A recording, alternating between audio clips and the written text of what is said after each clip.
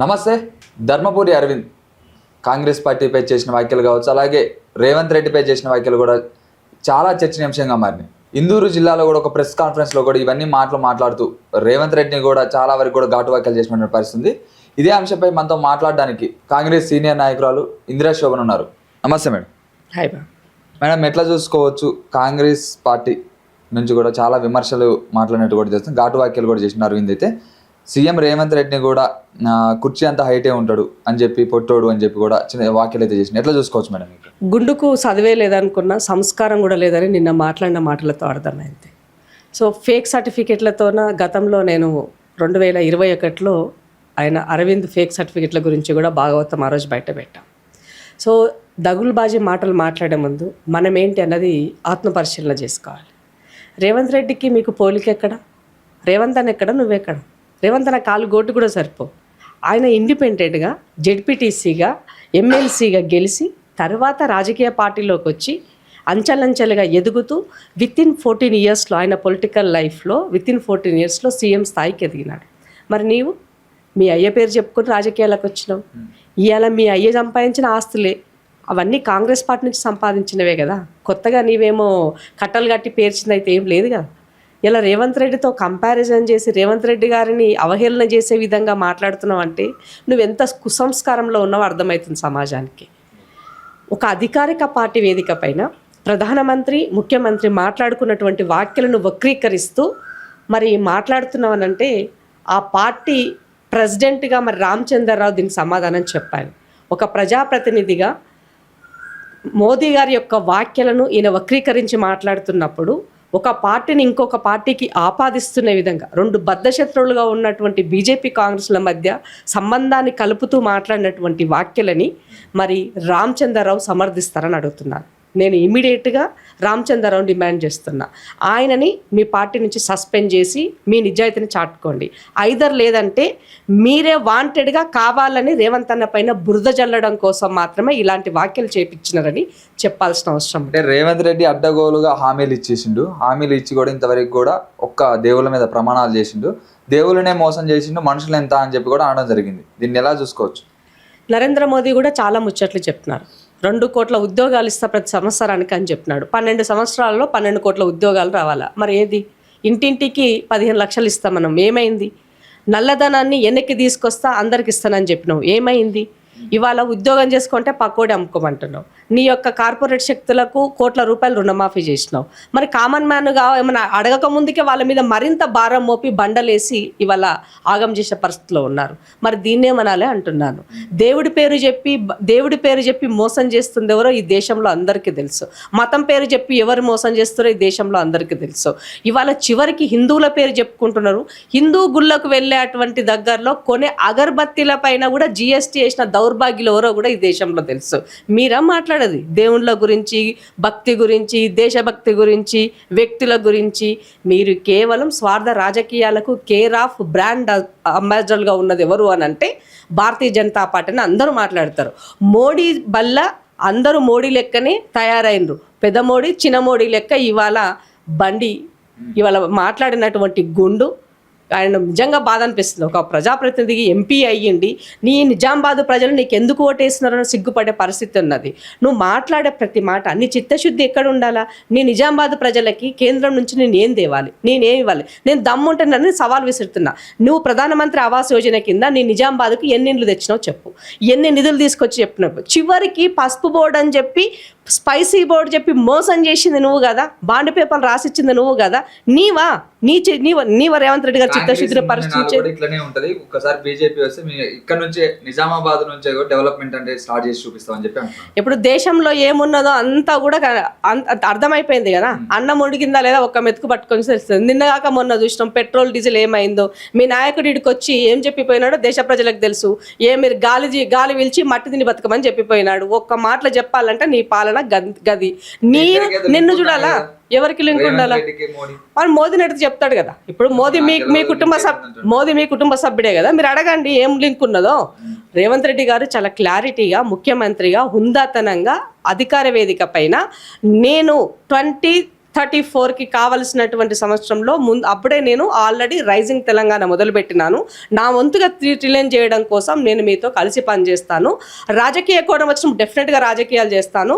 ప్రజల కోసము ఎక్కడా కూడా నేను రాజీ పడకుండా పాలనా పరంగా కావలసినటువంటి భాగస్వామ్యాన్ని మీకు అందిస్తానని చెప్పారు. అది తప్పెట్లా అవుతున్నది? సో మీరు మాతో పాటు అంటే దేశం వికసిత కావాలంటే మరి రాష్ట్రాలు వికసిత కాకుండా దేశం వికసిత అవుతుందా? గాలిలో అవుతుందా ఏంటి? కాబట్టి అందుకే అంటున్నా, సోయి లేనటువంటి మెదడు లేనటువంటి నేనేమంటున్నా అంటే, అరవింద్ నువ్వు 6 ఫీట్ల అడుగులో ఉన్నావు, 6 ఫీట్లో ఉండే ఆ గుండు ఉన్నది, ఆ గుండు మీద కనీసం ఆలోచించే గుజ్జు కూడా లేనట్టుగా ఇలా అర్థమైపోయింది. మరి రేవంత్ అన్న నువ్వు పొట్టి ఉన్నావు చెప్తున్నావు కదా, మా రేవంత్ అన్న పొట్టిగున్న గట్టోడు కాబట్టే దక్షిణ రాష్ట్రాల్లో బీజేపీ నీడ రానియకుండా చేసినాడు. అది కలేజ ఉన్నటువంటి లీడర్ లక్షణం. ఈ రాష్ట్రంలో కాంగ్రెస్ పార్టీ మా నాయకుడు రేవంత్ రెడ్డి అని చెప్పుకుంటున్నాం. మా నాయకుడిని చూసి ఓట్లు వేయమని అడుగుతున్నాం.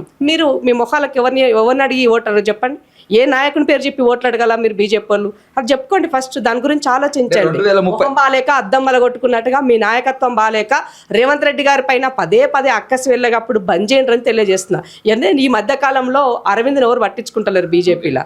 కాబట్టి ఆయనని ఇట్లా మాట్లాడి కాంట్రవర్సీ స్టేట్మెంట్ చేస్తేనన్నా, మోడీ గారికి మద్దతుగా నేను మాట్లాడినట్టుగా మాటలు చెప్తేనన్నా కనీసం పార్టీలో పిలిచి నన్ను మాట్లాడతారేమో, రేపు వచ్చే క్యాబినెట్లో ఎక్స్పాన్షన్లో నాకు అవకాశం దొరుకుతుందేమో. ఆల్రెడీ బండి సంజయ్ ఇంట్లో కుటుంబంలో జరిగే వాటి పట్ల వెనక నుండి ఎవరోడు చేశాడో అందరికి తెలుసు.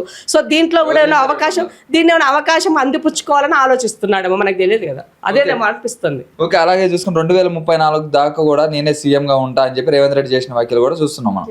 అయితే కాన్ఫిడెన్స్ ఉండాలా, ఓవర్ కాన్ఫిడెన్స్ ఉండొద్దు. 2028 కల్లా లాగులో తొండలు ఇడిచి లాగులు ఇప్పుకొని పారిపెట్టడి చేస్తామని చెప్పి కూడా చెప్పడం చూస్తున్నాను. దీనిపై మీ స్పందన ఏంటి? దమ్మున్న నాయకుడు కాబట్టే రేవంత్ రెడ్డి గారు టీడీపీ నుంచి కాంగ్రెస్ పార్టీలోకి వచ్చాక వర్కింగ్ ప్రెసిడెంట్గా చేశాడు, ప్రూవ్ చేసుకున్నాడు. దెన్ అగైన్ ముఖ్యమంత్రిగా ప్రజల్ని మెప్పించి ప్రభుత్వం తీసుకొచ్చి ముఖ్యమంత్రి అయినాడు. ముఖ్యమంత్రి అయినాక తన యొక్క ఒక విజన్తోన, ఒక ప్రణాళికతోన, రాష్ట్ర ప్రజలకు ఏం చేయాలని ఒక ఆలోచనతోన ఇవాళ దమ్మున్నది కాబట్టే దేశంలో మీరు 7 సన్నబియ్యం అయిపోయినా ఈ రాష్ట్రంలో సన్నబియ్యం ఇస్తున్నాడు. దమ్మున్నది కాబట్టే ఇవాళ ఇందిరమ్మ ఇండ్లు ప్రతి నియోజకవర్గం 3500 ఇండ్లు ఇస్తున్నాడు. దమ్మున్నది కాబట్టే నువ్వు రైతులకు 2300 నువ్వు మద్దతు ధర ఇస్తే ఆ మద్దతు ధరకు నేను బోనస్ 500 రూపాయలు కలిపి నేను ఇస్తున్నాను. ఇవాళ ఈ రాష్ట్రంలో రేవంత్ రెడ్డి గారికి దమ్మున్నది కాబట్టి ఆడబిడ్డలను వాళ్ళకి ఏమో పెట్రోల్ బంకులకు బస్సులకు ఓనర్లు చేస్తున్నాడు. మరి మీ దమ్ము ఏమున్నది? మాటలలో మాత్రమే మీ దమ్మున్నది, మాది పనిలో దమ్మున్నది. అది Revanth Reddy. Care of address Revanth Reddy అంటే ఏంటి అని అంటే, ఆయన గురించి చెప్పాలి అంటే ఒక్క మాటలో ఆయన వర్క్ ఆయన డిఫైన్ చేస్తుంది. దట్ ఈస్ లీడర్ లక్షణం. 2028 కల్లా కూడా వాళ్ళందరూ కూడా పంపించేస్తాం, పారిపోయేటట్టు చేస్తాం, లాగులో తొందరలు దేశ ప్రజలే మిమ్మల్ని పారిపోయేటట్టుగా ఆల్రెడీ చేసినారు. మొన్న నేను 400 పార్ అంటే ఏమైందో చూసినాము. ఇవాళ ఏమంటారు, నితీష్ కుమార్ అలాగే మన పక్క రాష్ట్రమైనటువంటి బాబు గారు లేకపోతే మీ ప్రభుత్వం నిలబడే పరిస్థితి లేదు. అలాంటి దశలో ఇవాళ గోడ మీద పిల్లి లాంటి ప్రభుత్వం నీది. నెక్స్ట్ వచ్చేటువంటి 2029లో జరిగేటువంటి ఎలక్షన్లో రాహుల్ గాంధీ గారు ప్రధానమంత్రి కావడం పక్క, మిమ్మల్ని ఇంటికి పంపించడం పక్క. రాహుల్ గాంధీ గారు 2028 కల్లా అవుతారని మీరు అంటున్నారు. సీఎం రేవంత్ రెడ్డి వేటు న్యూస్ కాన్క్లేవ్ లో కూడా 2039 దాకా కూడా పిఎం కాలేవాడు రాహుల్ గాంధీ అని చెప్పిండని చెప్పి అరవింద్ చెప్తున్నట్టు పరిస్థితుంది. ఎందుకంటే అందులో కూడా ఖచ్చితంగా రేవంత్ రెడ్డి సహాయం ఉంటేనే అవుతాడని చెప్పినట్టు అంటున్నాడు. నువ్వు అనుకుంటేనో నీ యొక్క పిల్లి శాపనార్థాలు పెడితేనో ఇవాళ రాహుల్ గాంధీ ప్రధానమంత్రి ఆపేటట్టు ఏది లేదు. ప్రజలు డిసైడ్ అయినారు, ప్రజలు ఆల్రెడీ డిసైడ్ అయినారు. రాబోయే రోజుల్లో 100% కాంగ్రెస్ పార్టీకి పట్టం కట్టాలని దేశ ప్రజలు డిసైడ్ అయినారు. కాబట్టి మీరు కొద్దిగా గమనించండి. ఇవాళ గూగుల్లో మీరు ఎక్కడ సెర్చ్ చేసినా కూడా నరేంద్ర మోదీ గారి పైన అత్యధికంగా వ్యతిరేకమైనటువంటి ఓటు ఉన్నటువంటి వ్యక్తి, వ్యతిరేకిస్తున్నటువంటి వ్యక్తి ఎవరు అని అంటే నరేంద్ర మోదీ అని వస్తున్నది. మరి నరేంద్ర మోదీ గారి పైన ఉన్నటువంటి ద్వేషాన్ని ప్రజలు వాళ్ళు సోషల్ మీడియా వేదికగా వెళ్ళగక్కుతున్నారు. అది కనబడతలేదా మీ కళ్ళకు? కాబట్టి రేవంత్ రెడ్డి గారికి దమ్మున్నది కాబట్టే నేను 2034 వరకు ఈ రాష్ట్ర రాజకీయాలు చేస్తాను, రాహుల్ గాంధీ గారిని ప్రధానమంత్రి చేసుకుంటాం, ఆ తర్వాత రాహుల్ గారు నాకు ఏ పదవి ఇస్తాను నేను ఆ పదవి చేస్తున్నాను. తప్పేమున్నది? లీడర్ అనేటానికి విజన్ ఉండాలి, దమ్ము ఉండాలి, కాన్ఫిడెన్స్ ఉండాలి. అది ఉన్నది రేవంత్ రెడ్డికి. నీకేమున్నది రా భయ్? నీకేమీ లేదు. నెత్తిన మీద ఆ గుండు మీద ఎంట్రుకలే లేవు, ఆ గుండు ఆలోచించడానికి గుజ్జే లేదు. నీవు ఏమంటారు 7 తల పొడుగు నిలబడంగానే సరిపోయినా? మనిషి పొడుగుండగానే సరిపోదు. ఆ మెదడు ఆలోచించే మేధస్సు ఉండాలా, విజన్ ఉండాలా, ప్రజలకి పట్ల కమిట్మెంట్ ఉండాలా, మోసపూరితమైనటువంటి మాటలు చెప్పే తత్వం లేకుండాటువంటి లక్షణం ఉండాలా. అది భారతీయ జనతా పార్టీకి కొట్టొచ్చినట్టు ఆ లక్షణాలు ఉన్నాయి. కాబట్టి ఈ రాష్ట్ర ప్రజలు మిమ్మల్ని నమ్ముతలేరు. ఇవాళ రేవంత్ రెడ్డికి దమ్మున్నది కాబట్టి దక్షిణ రాష్ట్రాల్లో ఎక్కడా కూడా ఇవాళ మీ ఊసు లేకుండా, బీజేపీ లేకుండా ఇవాళ కేవలం కాంగ్రెస్ యొక్క హవా కొనసాగుతున్నది. అర్థం ఏంటిది? రేవంత్ రెడ్డి గారు కమిట్మెంట్ ఉన్నది కాబట్టి. కేరళలో ఎందుకో చేసుకోలేకపోయినారు రేవంత్ రెడ్డి గారు, అక్కడ స్టార్ క్యాంపెయినర్గా ఉన్నారు, కావాల్సినటువంటి అన్ని విధాలుగా అక్కడ క్యాంపెయినింగ్ చేశారు కాబట్టి కేరళ రాష్ట్ర ప్రజలు ఆశీర్వదించారు. తమిళనాడులో మీరు దొడ్డిదారులో రావాలని ఆలోచన చేసినా కూడా దొడ్డిదారులో రానియకుండా అడ్డుకట్ట వేసినాము. ఇంకేం కావాలా మీకు? కాలేజ్ అర్థం కాలేదా? మా దమ్మ అర్థం కాలేదా? కేరళలో కూడా కేసీ వేణుగోపాల్ కూడా సీఎం చేద్దాం అనుకుంటే చాలా విచిత్రమైన ప్రయత్నాలు చేసిన కానీ అక్కడ వేరే ఆయన్ని అపాయింట్ చేసేసరికి మళ్ళీ వెనక్కి వచ్చేసినటువంటి పరిస్థితి అని చెప్పి అట్లా ఏమన్నా ఇప్పుడు జనరల్గా ఏమంటారు, పార్టీకి ఒక విజన్ ఉంటుంది, లోకల్ లీడర్షిప్ ఉంటుంది. కేసీ వేణుగోపాల్ సెంట్రల్లో రాహుల్ గాంధీ దగ్గర వర్క్ చేస్తున్నారు. ఆయన సర్వీసు రాష్ట్రం కన్నా కూడా దేశంలో పార్టీకి చేయాల్సినటువంటి దాంట్లో ఉంటుంది. ఆ యాంగిల్లో పార్టీకి ఏది కరెక్ట్గా అనిపిస్తుంది, ఏది బెటర్గా ఉంటుందని చెప్పేసి అధిష్టానం ఆలోచించి ఆ లోకల్ లీడర్షిప్ నాయకత్వం ద్వారా నిర్ణయించారు. కాబట్టి దానిని మీరెవరండి తప్పుపట్టడానికి? మీకేమున్నది చెప్పండి? ఇవాళ ఈ దేశ ప్రధానిగా యోగి వస్తారని మాట్లాడుతున్నారు. మరి మోదీ తప్పు యోగికి ఇస్తాడా? మరి బండి సంజయ్ దానికి ఒప్పుకుంటాడా అని అడుగుతున్నాను నేను. ఆయన అరవింద్ గుండు ధర్మపురి అరవింద్ ఒప్పుకుంటాడని అడుగుతున్నాను. కాబట్టి ఈ మాటలు మాట్లాడడం ఈజీ, నరం లేని నాలుక ఏదైనా మాట్లాడగలుగుతుంది. కానీ ప్రాక్టికల్గా ప్రజలు మనం దాన్ని హర్షించే విధంగా ఉండాలి.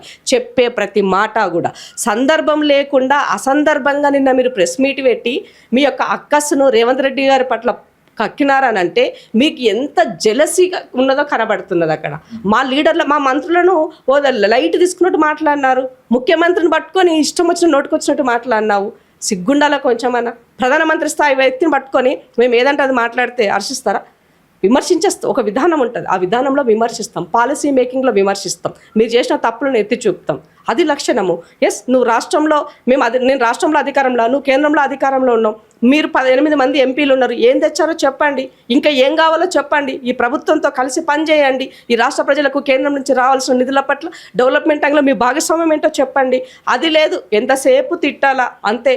మీరు నిజంగానే మీకు ఇవాళ నిజామాబాద్ ప్రజలు ఏమనుకుంటున్నారంటే ఈ గుండుగాడు మాకు పట్టిన శనని మాట్లాడుకుంటున్నారు. ఈయనకి ఎందుకు ఓట్లేసి గెలిపించినామని ప్రజలు అసహించుకుంటున్నారు. అది మీకున్నటువంటి చరిత్ర. ఓకే, ఫైనల్ గా ఏం చెప్పదలుచుకున్నారు ఈ వ్యాఖ్యల పైన, మొత్తం ఈ ప్రెస్ మీట్ పైన? ఫైనల్ గా ముఖ్యమంత్రి గారిని ఉద్దేశించి మాట్లాడినటువంటి వాక్యాల పట్ల క్షమాపణ చెప్పాలని డిమాండ్ చేస్తున్నాం. మీరు క్షమాపణ చెప్పకపోతే కాంగ్రెస్ పార్టీ కార్యకర్తల ఆగ్రహానికి గురి కావాల్సిన పరిస్థితి ఏర్పడుతుంది. ఏది ఏమైనప్పటికీ కూడా ఈ రాష్ట్రంలో హెల్దీ పాలిటిక్స్ చేయాలా, ప్రతిపక్షమైన పాలకపక్షమైన సమభాగంలో పనిచేసే విధంగా, ప్రశ్నించే విధంగా అవకాశాన్ని కల్పిస్తున్నది ఇవాళ కాంగ్రెస్ ప్రభుత్వము, రేవంత్ అన్న సర్కార్. దాన్ని విమర్శిస్తున్నాం అని అంటే ఇంకా ఇంతకన్నా కుసంస్కారం లేడని తెలుసుకోవాల్సినటువంటి అవసరం ఉన్నది. మీరు మళ్ళీ ఇవే మాట్లాడితే వాస్తవానికి అరవింద్ మాట్లాడితే ఎవరు ఆయన మాటలు లెక్క చేయరు. నేను పెట్టినటువంటి మాటలు అన్ని గాల్లో మాటలే తప్ప ఆ మాటలతోనే ఒరిగేది లేదు, పీకేది లేదు, ప్రజలు ఎవరు నిన్న అమ్మే పరిస్థితి లేదు. Thank you.